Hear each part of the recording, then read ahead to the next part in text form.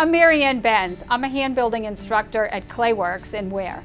I'd like to share with you some tips for setting up your home studio and show you a few basic hand building techniques. First, you'll want to find an area where you have room to spread out. You'll need room for your tools and your imagination. You also don't want to be working where you prepare food or where you sleep. The great thing about clay is that you don't need much to get started, but there are essential tools that you'll need to set up your clay studio at home. So if you're working on a surface such as a dining room table that you want to protect, you can lay out some newspaper or packing material just as a precaution. Secondly, you're going to need some wear boards to not only to work on, but to move your pieces around. You can use a piece of plywood, or right now everybody's doing construction, and if you're lucky, you can hit up your neighbor for some extra drywall sheets. You take the drywall and you put the duct tape around the edges to seal off the plaster from inside. And these are excellent surfaces for working with clay,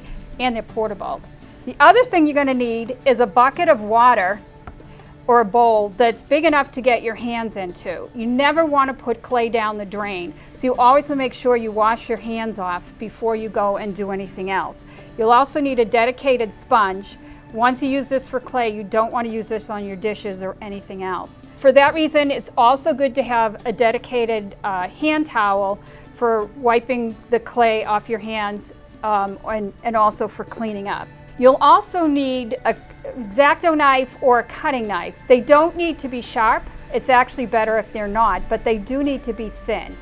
A butter knife probably wouldn't work. You can get these at the dollar store. These are great. So you'll need a pencil, some stiff paint brushes, a skewer, and a popsicle stick. You'll also need a ruler or another straight edge with a right angle. It helps if you have two of equal thickness for rolling out slab.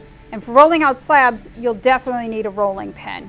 In a pinch, you could use a wine bottle. You'll need a string for cutting the clay, a credit card for smoothing and shaping, and a rasp or a cheese grater for cleaning up your work. When you're using the cheese grater, you'll need a mask, a dust mask, and some safety glasses. And most importantly, you'll need some vinegar. This is essential for cleaning up. When you wipe things down with the sponge, it always leaves a film behind, but you can come back and spritz everything with vinegar and it takes that film away.